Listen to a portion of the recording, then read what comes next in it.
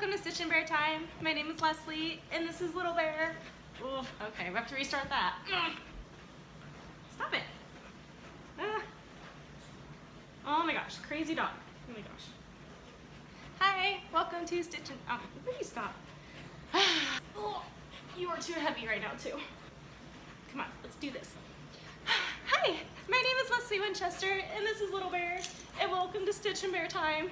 He's nuts. He's gonna go play with my husband, and we're gonna get started stitching. There we go. I got him to calm down. All right, let's get started with our stocking. So we are moving on from Santa, and we are now going to put some letters down first, and then we'll get the bag on. The very first piece, as you can see here, I had to applique what looked like this random black piece. And when the stocking is finished, you don't actually see it very much, but it's important because it helps me know where should the letters go, and then in between the letters, it gives it that shadow that you would see in a bag full of letters. So I appliqued it on. I then started working on the 3 letters that needed to go on top of this piece. Looking at these pieces and considering the size of them once I cut them out, I'm thinking about embroidering first and then cutting out my pieces. Sometimes it's just easier and quicker to do that when it's still big enough to actually hold. So once I was finished embroidering all my letters, it was time to put them on the stocking. And there's 1, there's 2, and there's 3. All done. Let's move on to the bag. So I have cut out the piece that will be the bag, and looking at the stamping on this, it doesn't match completely.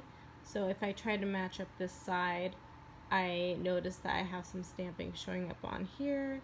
If I try to move it up to make it match up there, then I feel like my letters are a little off. But that's okay, we'll make it work. We'll manipulate it a little bit to make sure that it's going to fit right. And then as you can see here, I need to put some sequins on and some beads. And then once I get to piece 39, which will go right here, I have to put sequins and beads all along this edge right here. And then once I get that appliqued on here, the bag will basically be finished. And then we will move on to this letter, piece number 40 up here. And then after that, we will move on to the dog, which I'm actually really excited to. The dog, he will be very cute. Okay, so let me get started with getting these sequins on. All right, here is my bag. Oh gosh, there we go. There's my bag. And I'm putting these sequins on. I just have like a couple left to do. And I just wanted to point out that these guys are a lot more secure because I'm putting knots after each one. Like I can run my fingers over these and these aren't going anywhere. Where, for example, like this guy right here, or this one, I feel like I can actually almost pull it and it'll just keep going. I just see how loose that is. It shouldn't be that loose. I'm gonna have to repair some of these, but I just wanted to point that out as to why I've changed how I'm doing these, and hopefully that will make my stockings last longer. There we go. I had to change my camera a little bit. So what I'm doing right now is I am trying to applique my bag onto my stocking. And I started up here and appliqued all the way around, and then I stopped here because I realized they wanted me to applique this whole part as well. Based off of how the picture looks, it just almost gives the impression that this is not actually attached. And I don't really want it to be attached. I want it to be a little flowy, just to give that more realistic feel. So I decided to just give the impression that it is appliqued by doing a little bit of the stitching here, and to do a running stitch here so that it closes it up, and that way it will be a little loose, so that when I attach the piece 39, I will obviously applique it around the top and down over here, but this piece will be loose, yet this will be securely attached to my stocking. So that I am officially done with the bag.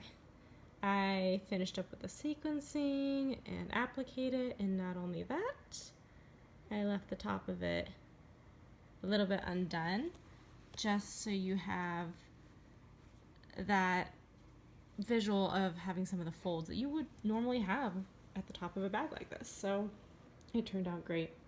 We are going to move on to, I think one more letter. I think it's number 40 there. And then after that, we'll move on to the dog. Let's have a little bear break. So during the construction of my stocking, my poor little fluffy puppy had to get neutered. Here's a picture of him. Poor thing. He was very upset with me. He did forgive me, and he healed just nicely from everything. I just had to show this picture to you guys. Okay, back to stitching. And there it is, all done, all embroidered. I did the paws, the legs, and the face. I'm really happy with how the doggy's face came out. It's super cute. Obviously, I got started cutting, so I'm going to continue putting the stock together. I'm going to start with this paw here, and I'll show you what it looks like when it's all done. I just finished appliquing the head on, and I stuffed it, and I wanted to point out something that was really difficult for me. If I zoom in here, this nose, this is nose number 2. I had to redo the nose. What happened was I had embroidered everything before I cut things out, just to, because I had the thread and I was kind of in a mode to do that. I just did everything on the dog. But when I had to cut out the head, I accidentally cut out some of these threads without meaning to, and then I had to redo the nose. And it was also difficult for me to applique this part as well. I had to make sure that I snagged this tan piece that was underneath the nose, and that this thread didn't show through where the black was at, because it would definitely stand out. So that was difficult, but I was able to do it. As you can see on the other side, I was able to applique it pretty well without you seeing it. And I had to stuff him pretty good. I tried. And yeah, that's where he's at right now. I'm going to move on to the ear and the other paw, and then he'll be done. So I just finished my dog. He looks really good. He looks just like Little Bear, minus the white spots.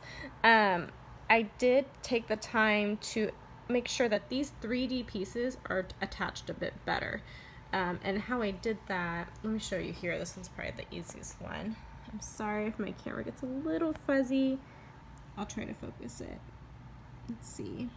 You can kind of see that. So I put some thread behind some of these pieces so that they didn't feel so flimsy, because the instructions say, well, just attach the shoulder, just attach the top of the ear. But then it just felt like this was just so flimsy, like it could easily come off. So I just did a few extra stitches. I don't know if you guys are going to be able to see this. Let me see if I can get this to work. I attached a few extra stitches. Oh yeah, you can see that one. There it is. Just to make sure it has some structure to help it out, so it will last longer over time. I did that with the tail too. Okay, we are moving on to our letters here, and these are honestly the last few things I have to do for the stocking before I get to put the whole thing together. I'm super excited. All right, we finished the front of our stocking. Yay! I'm so happy. So we are not too far from being done at this point. I am now going to start working on the back side of the stocking and the lining. So let me move this out of the way. This is the back part of the stocking that came with the kit. And as you can see, I've already gotten started in cutting it out. And I already double checked my stocking on here to make sure that it was going to cover everything. And I have some extra room on the sides as well, which is great, because that you always want a little extra rather than not enough. So here's our tag. And I get these cute little things from marystocking.com. I love that you can personalize them. This is my favorite one out of all of them that they have. You can put your name and then the year that you did it, and they make them really fast. When I order one of these, I get it in like 3 days. Super quick, so you can wait till the very last minute to order one before you put it on your stocking. And right now I'm just stitching it on. Usually I use like a white thread, but for this one I'm going to use red because the lining is going to be red. Let's see if I can actually find the lining here. I just picked it out with my mom. We went to Joann's together. Had a good time. I could spend all day in that store. And this is going to be the lining. It's so cute. I can't wait to put it on. But for right now, we're going to get this tag on, and then we will move on to attaching the back of the stocking to the front. So the way I do this, it's probably pretty self-explanatory, but just in case you would like to see, I first start going up through the hole, and then I come around and I'm going to place my needle right under where that hole is at, and then I'm going to pull it down.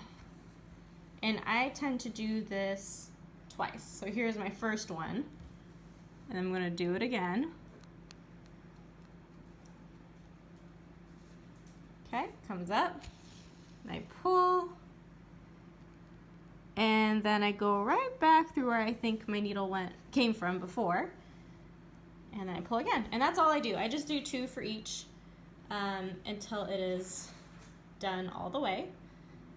See, it looks so cute.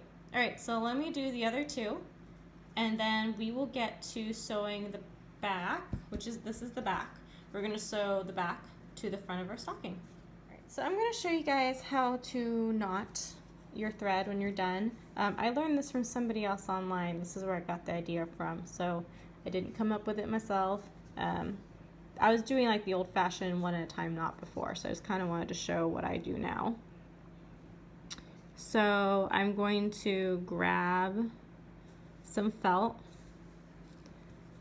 pull, but don't pull all the way through.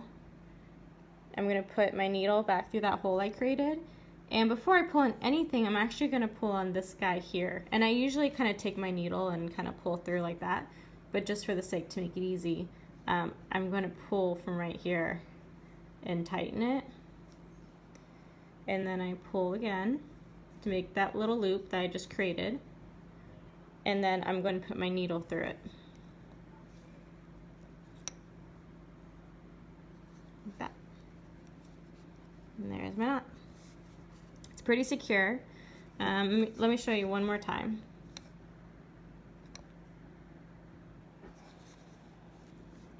So again, you grab some felt, pull your needle through. You're going to create a loop by doing that. You're going to put your needle through that loop, and don't pull all the way. The area you're going to pull from is right here. So you're going to pull this. It creates another loop. That's what you want. And then you put your needle through it again, and this time you're pulling all the way through. And that will create a really tight, secure knot. Like that. Trust me, it's not going anywhere. That's Little Bear. You guys want to see him? Oh, let's see if I can do this. If I can get to focus. Little Bear, hey buddy. He's almost recovered from surgery. We are post-op day 12 today. And I have him tied up just because he's not supposed to jump on couches yet, so it just prevents him from doing that. But I like to keep him close. Hey buddy, you're doing so good, aren't you? You're feeling better.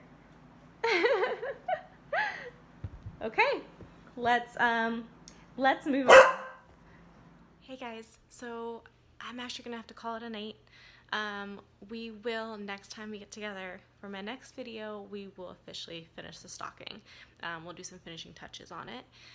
I have to go to bed. My husband's making me feel very self-conscious right now about doing this video, so I need to go. Thank you for watching Stitch and Bear Time. I'll see you guys next time. Bye!